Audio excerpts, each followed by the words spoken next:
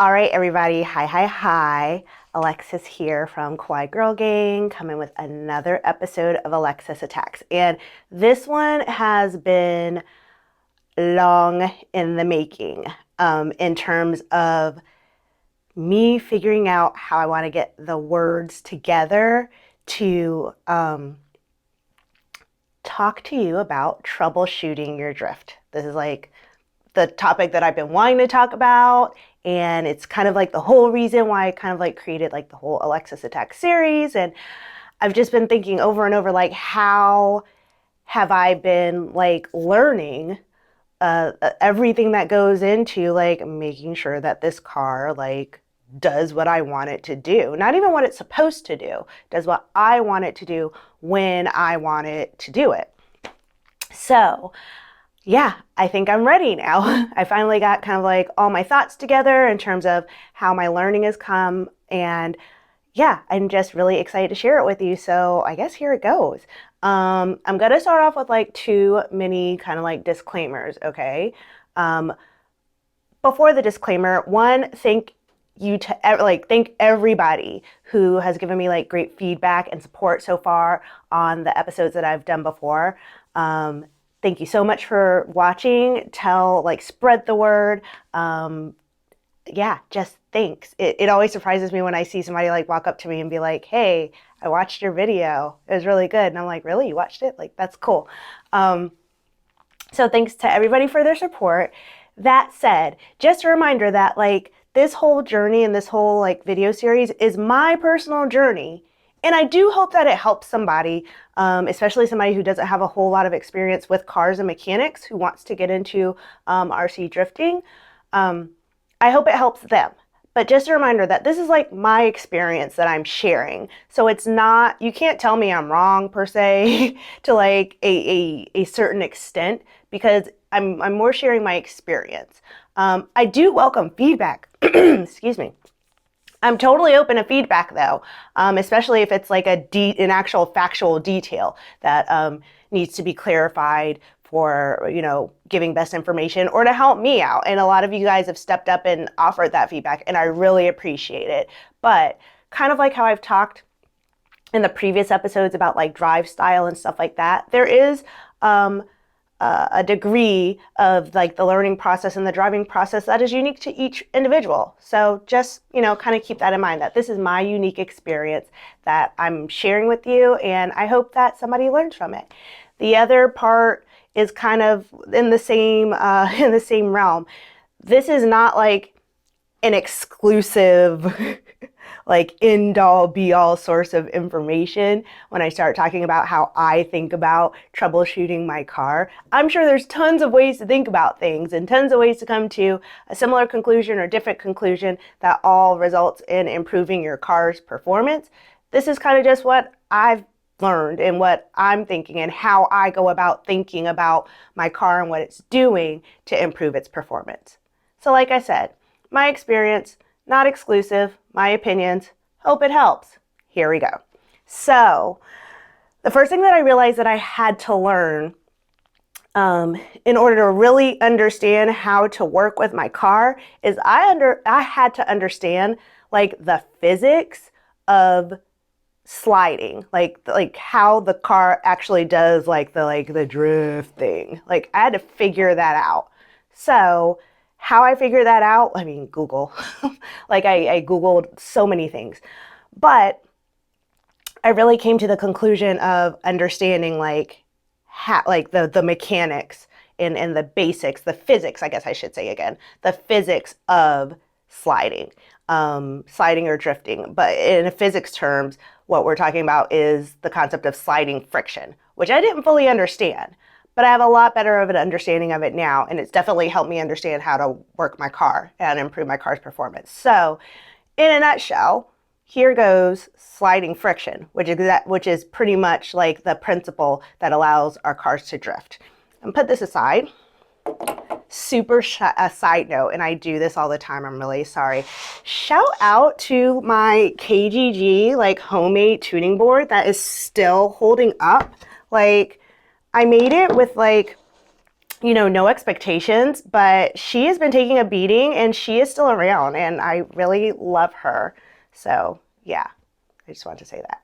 Anyway, principles of drifting. So sliding friction, which funny story, in my, I guess my first episode when I was talking about my journey, I might have mentioned that I'm also a physical therapist, and I notice a lot of similarities between car mechanics and body mechanics. So when I was Googling and trying to figure out like how the car drifts, and I came across the concept of sliding friction, it kind of clicked, because when we talk about like the ball and socket joint, like of the shoulder, or the ball and socket joint of a hip, we talk about sliding and rolling friction, or we talk about the ability of the ball and the socket to slide and roll. So I was like, oh my gosh, I'm about to like reteach myself the same thing again in a different context. But anyway, so sliding friction is the ability for like a non-rolling object. It's the ability of making a non-rolling object movable. So in a sense, like your friction is like the contact between the surface, the bottom surface of the bottle, and the tuning board. And right now the friction is sufficient that basically the bottle just doesn't move. I'm not going to give you like the whole like lowdown. Most of us have a basic understanding of what friction is. Sliding friction is the balance between power or an external force acting upon the object, the solid non-rolling object, in order to get it to move. So if like the power right now is coming from my hand, insufficient power means the bottle doesn't move. Just enough power overcomes the friction of the bottle and the bottle can move. Too much power and we get that. So, okay, I was like, okay, I get that.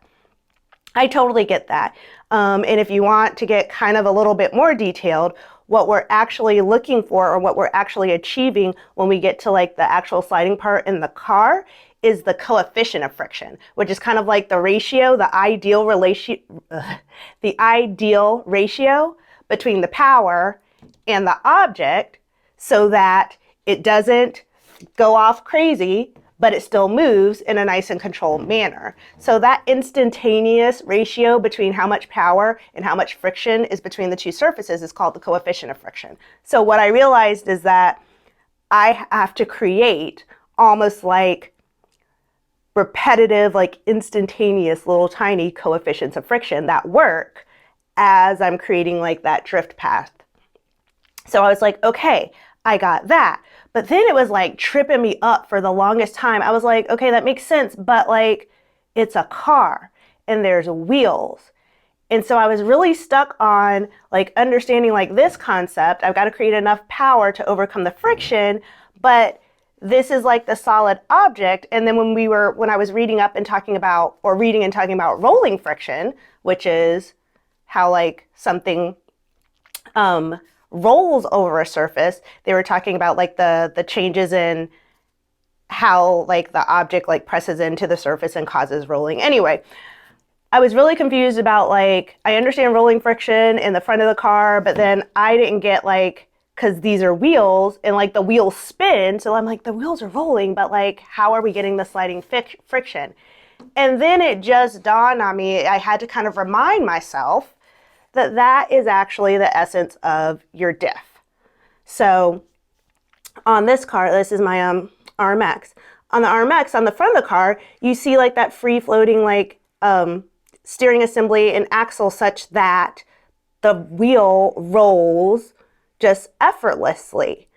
On the back, that's actually is the essence of the diff. And like I said, this is my experience. So this is what I did not know that I had to realize. This actually doesn't move just like this on its own. Again, I know this is probably some basic concept that a lot of you people know, but for newbies, especially without a car knowledge, I didn't get that. Like, it took me a while to kind of like get that to click, because when you see the car in operation, this wheel is moving. So then it just took me a minute.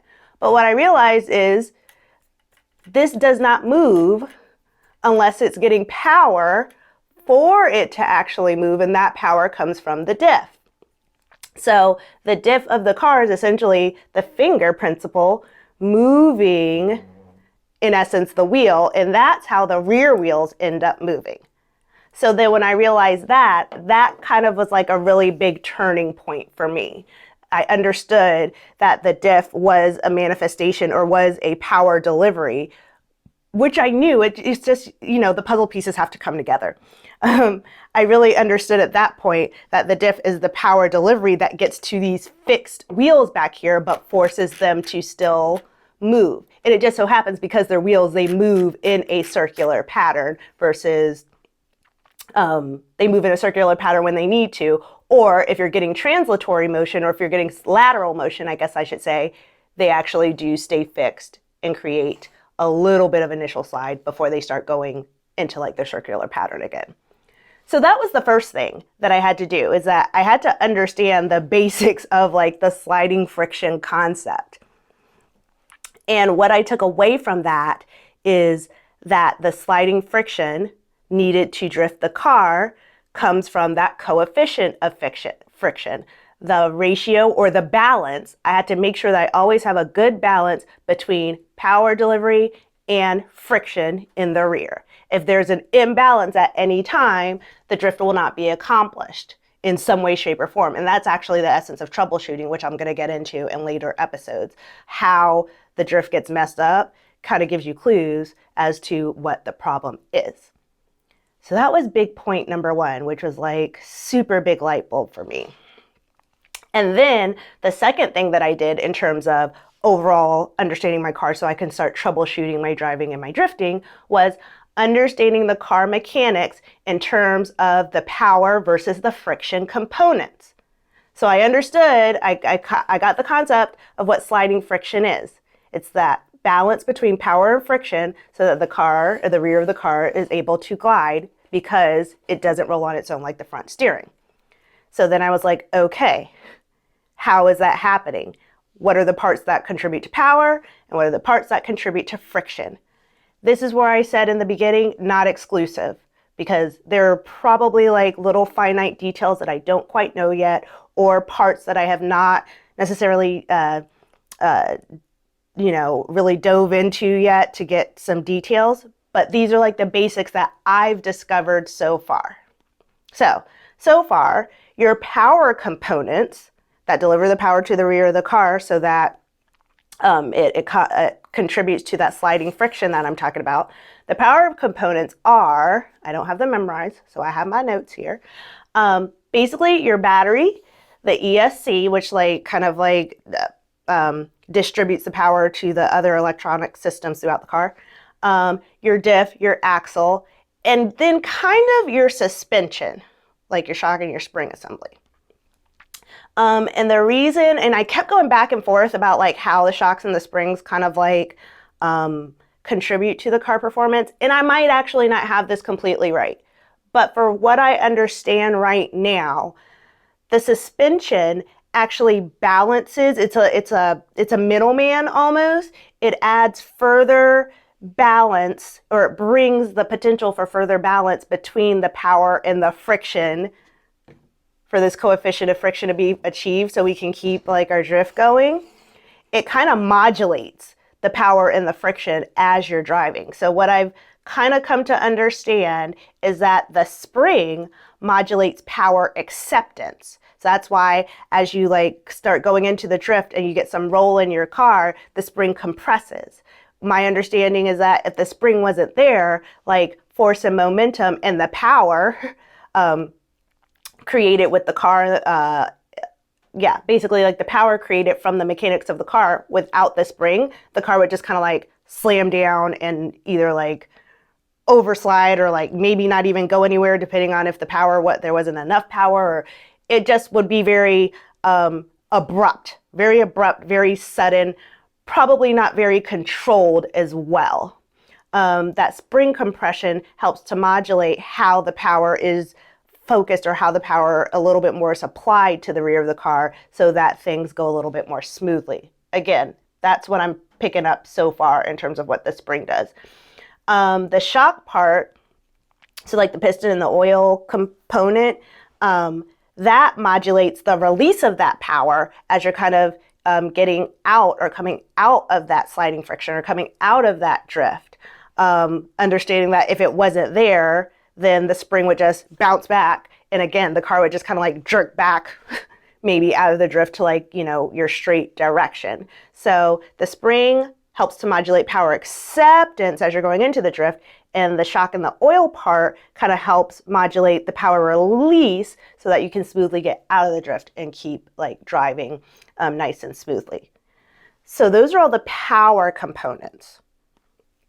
The friction components, for the most part, that I'm focusing on so far in my driving experience or in my driving journey, is like your camber and tow.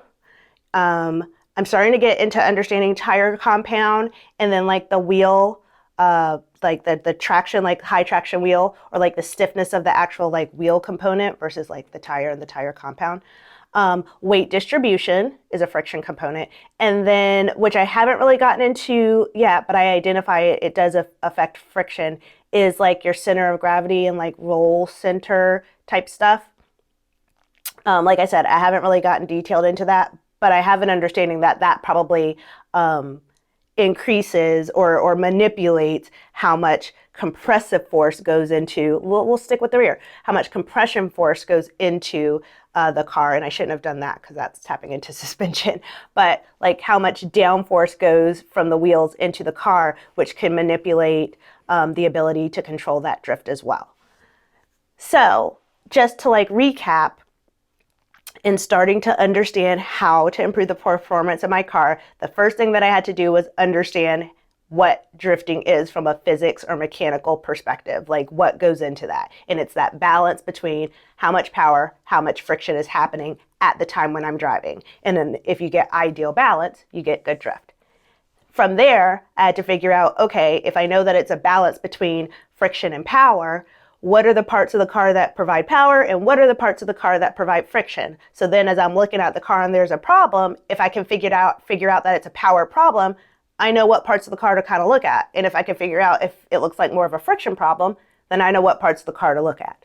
So I broke it down into major, again, my experience and what I'm learning. So like the major power components and the major friction components. So that was like the first two steps. And that's where I'm going to stop like this segment. Yeah, because next what we're going to go into is, after I learned how to kind of understand that basic physics and the basic parts that contribute to friction and power, the next thing that I was able to start doing is breaking down and actually analyzing my drifting. So that's going to be the next episode, how I started figuring out how to analyze in some basic steps / framework, not too detailed, but yeah, that's going to be the next step. So definitely tune in for the next episode of Alexis Attacks. I've told you how I understand how to drift now, and next we're going to talk about how I analyze and break it down so I can figure out what's wrong with my car and then eventually fix it. Thank you so much, guys, for tuning in. Love all the support. You know what to do. Like, comment, share, subscribe, all that good stuff, and I'll see you again soon.